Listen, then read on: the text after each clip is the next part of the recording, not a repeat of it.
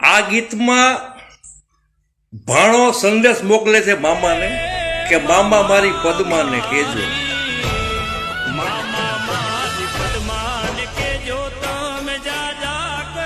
પછી મામા એને સામો જવાબ આપે છે, ભાણા તારી પદ્મા ને કે છે અચૂક, જો નીકળે ઘરની બહાર તો હેલ્મેટ પહેરે રે જરૂર, જો સામે મળશે મામા તો મેમો ફાડશે માણારાજ,